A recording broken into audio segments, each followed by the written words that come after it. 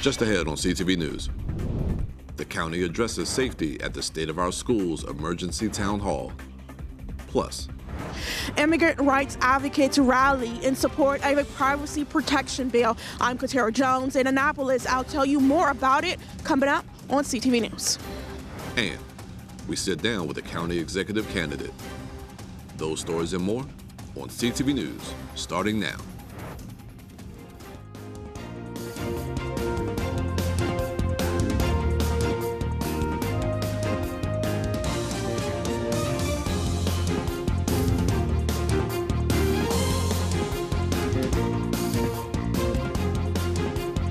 Good evening, this is CTV News for February 19th. I'm Michaela Newton. Thanks so much for joining us. Well, a recent rash of violent incidents at Prince George's schools drew residents to an emergency town hall meeting last night. The event at William Beans Elementary was hosted by County Council member Crystal Oriata, the district superintendent, and other local leaders. Now, angry parents demanded to know what the district is doing to keep their children safe.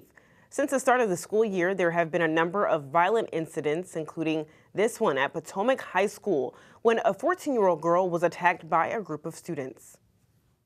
Being a new mom myself, I couldn't imagine feeling like my child wasn't safe. And I would do anything and advocate for them. So I truly understand, and so that's why this was important to me. I said I have the position to bring the stakeholders to the table. I want to see some action because all of our children are in danger, not just my child. Now, Oriata is calling for the creation of a work group made up of local leaders, parents, and community members to focus specifically on school safety. Meanwhile, Prince George's County students will be spending more time in class to make up for winter weather closures. Maryland law requires 180 school days, but after 5 closures and 4 delays, Prince George's County Public Schools are extending the calendar. Key changes include no delayed opening on March 5th, March 17th and June 16th and 17th are now regular school days, and there will be no early dismissal on June 18th. Now, officials say more changes could come if winter weather strikes again. And lawmakers are hearing updates today on Governor Wes Moore's proposed changes to the blueprint for Maryland's future. The plan includes pausing teacher prep time due to shortages and adjusting funding for certain communities. However, freezing funds for community schools may face resistance. The state's budget deficit and federal decisions will likely impact these changes. Now, the fight for protecting the privacy and personal data of Maryland's immigrant community wages on in Annapolis today. CTV's Katara Jones is at a rally where supporters of a new bill gathered in the cold. Katara. That's right, CASA, an immigrant rights advocacy group, is rallying out here in Annapolis today. The group is pushing state lawmakers to pass Senate Bill 977, known as the Maryland Data Privacy Act. The measure, if passed, would require law enforcement or state and local governments that operate state database buildings to deny access to those facilities to people looking to enforce federal immigration laws, unless the person presents a valid warrant by a judge. We now recognize, with the second Trump administration coming through, that we also need to protect other databases in addition to our MVA and driver's license databases, because there's sensitive and private information in things like vital records with the Maryland Department of Health, in labor information in our Labor Department, in the Comptroller's office. We have our Comptroller Brooke Learman here too. That all of this is very sensitive information, and what we don't want is the federal government going through on a fishing expedition throughout our state agency databases. I am here and will be testifying later to support the Maryland Data Privacy Act because it will require a valid warrant for state agencies like the one I oversee, helping to protect our agencies, to protect Marylanders, and would ensure that information sharing is only done for the right reasons. Now, after this rally, CASA members plan to head over to the Miller Senate building for a hearing on this measure. Katara Jones, CTV News. All right, Katara, thanks so much for that report. Senator Clarence Lamb is the sponsor of the bill, and the measure has yet to be cross-filed in the House. And lawmakers in Maryland are bracing for a possible financial hit to the state's budget Medicaid and whether anticipated cuts at the federal level could cause Maryland's Medicaid costs to soar as much as $1.2 billion. Now, Senate President Bill Ferguson said the change would compound the state's financial problems. Republicans on Capitol Hill are considering cuts across the federal government, including Medicaid. Ferguson says that state lawmakers won't understand how deep those cuts will go until after March 13th, when federal spending is set to run out and Congress will need to approve a new budget. And taxpayers, listen up. The IRS is among the latest agency targeted by Elon Musk's Department of Government Efficiency, or DOGE. DOGE has been seeking access to IRS systems, sparking concerns about taxpayer privacy. Senate Finance Committee members wrote to Acting IRS Commissioner Douglas O'Donnell, voicing concerns and suggested that the DOGE team members could weaponize government databases. The White House has defended its efforts to gain access at the IRS, stating it is necessary to continue to go after waste and fraud in the federal government. Meanwhile, Attorney General Anthony Brown is asking Congress to end President Donald Trump's executive order declaring a national energy emergency. Trump's order claims that the United States does not have an adequate energy production, which poses a, quote, extraordinary threat to our nation's economy, national security, and foreign policy. However, Brown, along with other attorneys generals across the nation, refute these claims, saying the U.S. energy production is thriving. And a deadly shooting in Laurel last night leaves one teenager dead. Officers found 17-year-old Jefferson Gyron Cabrera suffering from gunshot wounds shortly after 9 p.m. The shooting happened at the 11600 block of South Laurel Drive. He was later pronounced dead on the scene. Now, detectives do believe this was a random crime. A $25,000 reward is offered for any information leading to an arrest or indictment in this case. And two suspects are now in custody for a deadly shooting in District Heights earlier this month. Keandre Joyner and Jamel Collins are charged with first and second-degree murder of Tyler Flood. Investigation shows Collins knew Flood and conspired with Joyner to rob him. Joyner then shot Flood during the robbery on February 2nd. And Prince George's police found Flood outside suffering from gunshot wounds. He was later taken to the hospital where he later died. And you're watching CTV News. I'm Michaela Newton. Still to come, the convenience of buying a beer and wine at your local grocery store could cost you. We'll have details on that story and more right after the break.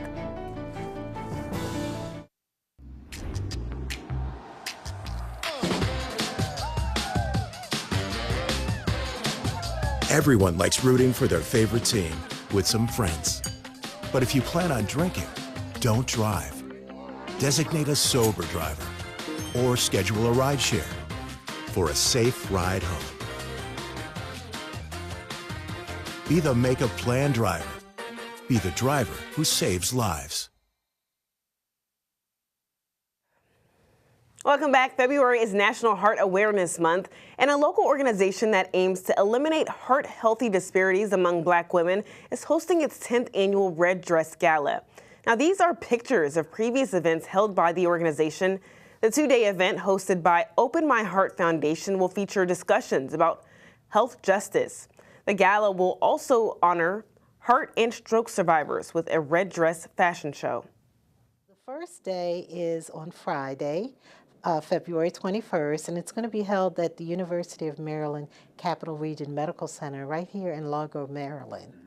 And we'll be addressing the heart health issues as it relates to the changes in the medical system. The next day is our milestone anniversary and our signature event. We're calling it the All Red Gala Awards, and that's where you wear red to represent heart disease awareness, and we'll be honoring heart and stroke survivors during that time. They will walk the runway in a fashion show, but we'll be educating the public as well about heart disease being the leading cause of death. Again, it's a two-day event this Friday and Saturday, but for more information, go to openmyheartfoundation.org. And in a bold move to combat the rising student loan crisis, Next Generation Youth Programs has unveiled the College Career Crew Program. It's a groundbreaking initiative designed to help students and families navigate the complex world of higher education. Take a look. Next Generation Youth Programs is changing the game for students seeking higher education. Their College Career Crew program is offering financial literacy education, college success coaching, and expert guidance on admissions, financial aid, and scholarships. The program helps families minimize the need for student loans. So Next Generation Youth Program started as a DJ Academy, and we started working in the Boys and Girls Club, and we quickly found that parents could not afford to pay for the program. So we transitioned into a nonprofit organization to where we then added college success programming. The program has already partnered with school systems like Prince George's County and DC Public Schools, as well as Boys and Girls Clubs across the region. This ensures students from diverse backgrounds have the opportunity to gain access to invaluable resources. I think it was really important to work with the program because it opened a lot of opportunities that I think that wouldn't have been presented had I not been involved. We did Broccoli City Festival together, and I got a lot of opportunities and paid gigs from there. And it doesn't stop there. The program's reach extends nationwide through a robust virtual platform, helping even more families across the country. Often we see a lot of students come in misinformed or misguided, so it's important for them to know and not miss out on opportunities from the admission standpoint. After I graduate, hopefully I can move on to work with the film studio. I want to be a creative director, so hopefully I could work with the film studio and eventually open my own Black-owned film studio. Next Generation Youth Programs is not just helping students attend college, it's ensuring that students graduate with a sense of confidence, financial stability, and the tools they need to succeed. Well, all students in the state of Maryland will be administered a new bar exam next year, as the state is adopting the Next Gen exam, which focuses on negotiation, legal research, and client counseling, rather than the memorization of legal doctrine. Now, the move by Francis King Carey School of Law and Baltimore School of Law is geared towards developing more practice-ready lawyers who can take on the everyday challenges of modern law. And if you're looking forward to enjoying the luxury of buying beer and wine in Maryland grocery stores, it could come with a price. Baltimore City Delegate Marlon Amfrey proposed a 5% surcharge on alcoholic beverages purchased in Maryland grocery stores. The surcharge does face an uphill battle in Annapolis, as opponents of the bill state the surcharge would incentivize larger stores to undercut prices, and that would eliminate the competition in their process. Well, when District 6 County Council member Walla Blagaze first ran for office, her team created the Valentine's Day Jazz Brunch for seniors. 4 years later, the annual event lives on. This year's performers featured local saxophonist Brian Lanier and vocals from Vanessa Williams. Seniors got the chance to eat, dance, and learn more about services available to them. The event aims to spread the love to those who are in their golden years. It's an appreciation to our seniors who've worked so hard and really just need the giving back now. You know, they are in their golden years, and this is a way to show that we care about them and that we appreciate them, especially because a lot of our seniors, especially at a time where we're seeing higher utility bills, people are on very fixed income, to be able to get them a meal just takes them away from any of the problems of the world that we have. And today's event took place at the Cameron Grove Resort Center. Well, Wallet Hub recently ranked 4 towns in Montgomery County among the top 10 most ethnically diverse cities in America. Germantown came in at number 1, Gaithersburg and Silver Spring were right behind at number 3 and 4, and Rockville made the list at number 9. The site looked at more than 500 of the largest cities across 3 key indicators of ethnic diversity. Analysts examined each city based on the ethnicity and race, language, and birthplace of its residents. And still to come on CTV News, we've brought you one-on-one interviews with candidates for the coveted county executive seat. After the break, we speak to council member Calvin Hawkins. We'll be right back.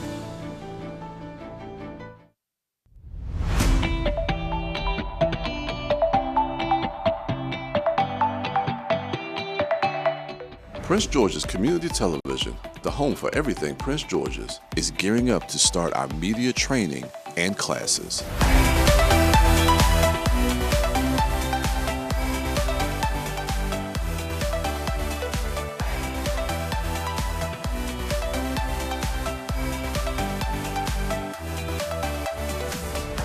Come to PGCTV and get hands-on training in field production, studio production, producing and directing, podcasting, and video editing. Classes begin March 5th. Learn from industry professionals on how to write, produce, direct, shoot, and edit, and take your skills to the next level. Register today.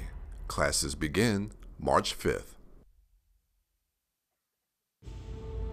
That first time seeing my son, I feel like my life did a 180. Being present is the most important part. To be the better mirror for my son. Bro, he brings the vibes, you know what I'm saying? He brings the party no matter what. He really a definition of like why he loves somebody. And I love him to the death of me.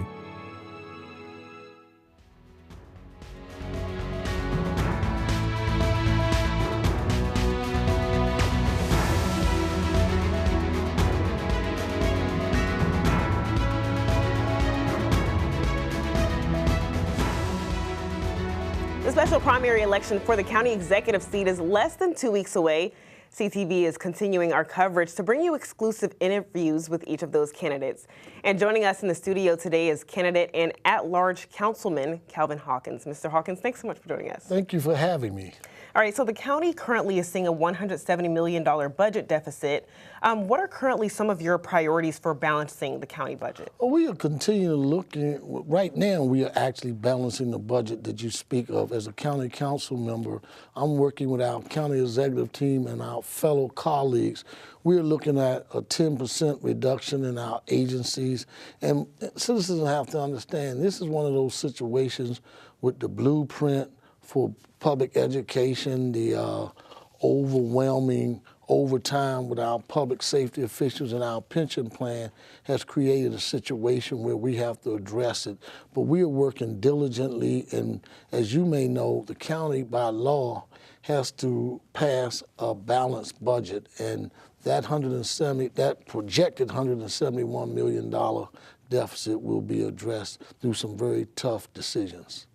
And right now, we're seeing a lot of federal layoffs. A lot of, federal workers are being laid off currently. But what issues does that pose for us here in the county? It creates several issues for us. One, unemployment, possible foreclosures, and all those realities that these individuals have to address. As you may well know, we've been here before in a real instance. We had the extended federal furlough, and Prince George's County rose to the occasion. During the H1N1, we rose to the occasion. As we speak, working with the leadership in the county exec's office to come up with resources, real resources for those residents who are among the 33,000 who call Prince George's County home. We just started over the last 2.5 weeks to look at what resources are available, and we will be there for those residents, and we will make the changes and meet the challenges that they will face.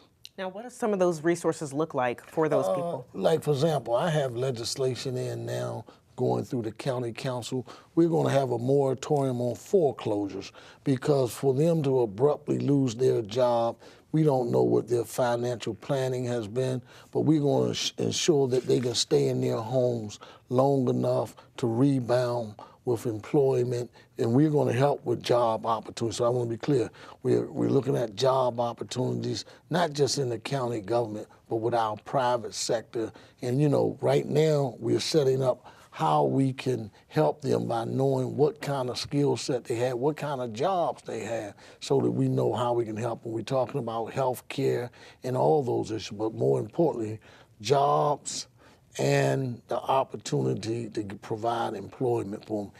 And understanding with the $171 million deficit, projected deficit you spoke about, and the number of residents who were already looking for employment. So we have to deal with all that in the backdrop of what's happening with our federal employees.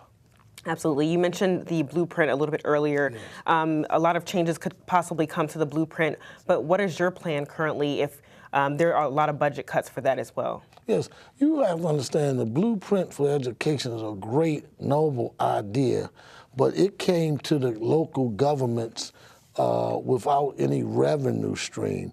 Prince George's County and Baltimore City have the most challenging realities when it comes to educating our young scholars. However, we have the most requested, or we're required to pay the most to the blueprint for education. We pay 62% of our budget, county budget, to the public school system to educate our scholars.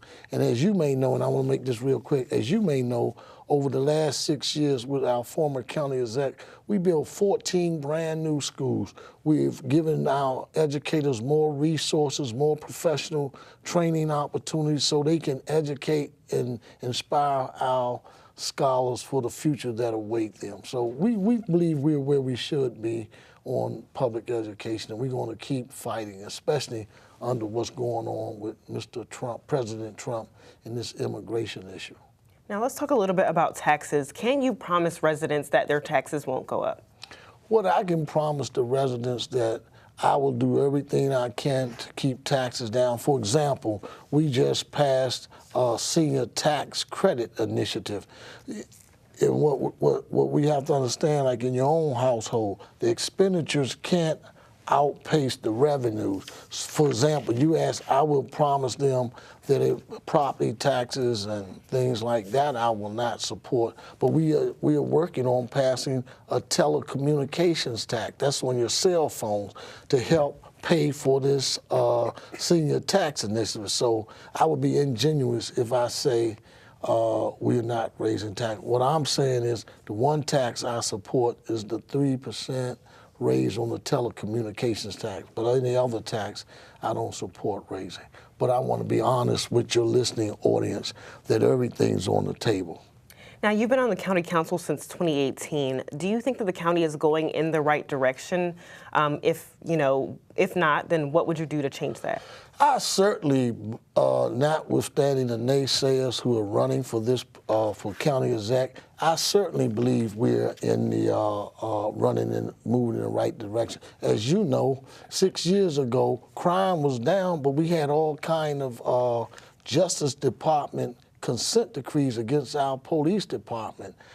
Even over in our Department of Permits and Inspections, we were working to build up on that, but there were challenges over there. So we're moving in the right direction. When you see the 14 new schools I spoke about, when you see we're the only place in the state of Maryland that has a standalone cancer center to address the high number of cancer patients we have in Prince George's County, when you see what we're doing to address the problems with our youth, we are definitely moving in the right direction. Our public school system for 50 years been either the last or next to the last, and now we're seeing the test scores go up, the attendance records going up, so we're moving in the right direction. We're getting the kind of economic development opportunities that will move Prince George's County to the place it should be, the jewel in the state of Maryland, the jewel in the crown of the state of Maryland. Now, you have supported the curfew at the National Harbor. Do you think that this can really deter juvenile crime in the county? I believe, not do I think it can deter juvenile crime. The statistics and numbers show when we have put curfews in place, the crime has gone down. And it's more not to punish our young people, but to protect our young people, because even a lot of people don't know, we just recently installed a curfew up at National Harbor. They had the comic costume convention up there. All these young people up there, all these adults in costumes. We didn't want that kind of interaction that could create some kind of negative result. So for that weekend, we had a curfew up there. We're using the police intelligence information, their technology to protect our citizens and ensure that our businesses as well have a safe environment for their potential customers to come. It's not to, like I said, punish our young people. It is just to help direct how the image of our county is observed, not just here, but around the country. All right, Mr. Hawkins, thanks so much for coming in today. Thank you for having me. I appreciate it. Yes, indeed. All right, the special primary election will be held on March 4th, and starting tomorrow, we will introduce each of those candidates for the County Council District 5 seat. But make sure you tune in as we introduce candidate Teresa Mitchell Dudley, only on CTV News. And Simon Buggs is here with our Wednesday sports page. Hey there, sports fans. Stay right there as I have some awesome high school highlights in store for you. Be right back.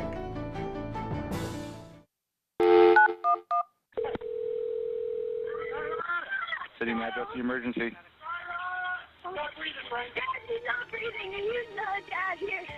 They didn't think I was going to make it. The pacemaker that gave me a second chance at life was developed through research funded by the American Heart Association. Learn more about the American Heart Association's life-saving work at helpheart.org.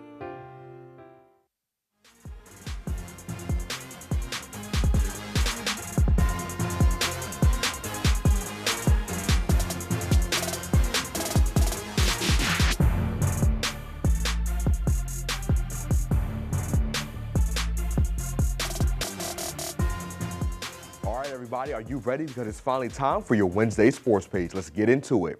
There was some action in the Lions Den last night as the Fairmont Heights boys basketball team traveled to Largo to take on Cam Ward and company on their senior night. I caught up with Fairmont Heights head coach Jonathan Blackman before the game, and he gave his thoughts on what he wanted to see from his squad in order to take down the defending champs. We got to come and execute our plan on defense. We got to be physical. We got to play fast. We got to play faster than them. We got to play vertical and not horizontal. I think we'll be fine. The Lions struck first in the first quarter as after this missed triple by guard Aiden Ash, he cut to the basket and made this reverse lay to give Largo their first bucket of the night. The Hornets were able to get on the board soon after as David Priester was able to keep his concentration and finish over multiple Lions defenders to give his team their first points of the matchup. Largo shooting the ball well in the quarter, like here where two-guard Jalen Johnson showed some nice touch on this floater, had the team ahead by as much as 9. But Fairmont was able to close the gap some, and this tough bucket from Makai Mason over forward Cam Ward and Jordan Blackman getting into his Kobe Bryant bag with this tough fadeaway helped the Hornets end the quarter only down 24-20. Some good defense from the Lions in the second quarter, like these two blocks, one from Zion Dixon and this one from Ward, combined with them lacing some big threes, helped them jump out to a double-digit lead. And Largo kept their lead for the rest of the matchup, winning the game 47-31. Meantime, over in Springdale, the Flowers boys basketball team hosted Parkdale, and the Jaguars were ahead 35-26 going into the third quarter. Flowers' lead dwindled to only 4 in the beginning of the third, thanks to this tough shot inside by number 3 Tavante Martin and this free throw made by Alusain Masrane. And Parkdale was able to stay within striking distance throughout the period with another nice inside finish by Masrane, and this three-pointer made by Jacob Wilson had the Panthers only down 55-49 going into the fourth. And in the fourth quarter, Flowers kept their foot on the gas and plays like this nice steal from point guard Joshua Nasaya, who then threw this dime to another Jaguars player for the transition layup, and forward Brandon Brooks getting to his spot on the floor to pull up and hit this mid-range jumper kept the Panthers at arm's length. And because of this, the Panthers fell short of their comeback as they fell to the Jaguars 78-63. And there was more high school hoops action last night as Wise came out on top against Laurel in a close game, 75-72. Frederick Douglass fell to Gwynn Park, 63-59. And lastly, Oxon Hill defended home turf as they beat Crossland, 61-43. And that wraps up your Wednesday sports page. Simon Buggs, CTV Sports. All right, Simon, thanks so much. And that's all the time we have for CTV News. Thanks so much for joining us. We'll see you again tomorrow. Have a good night.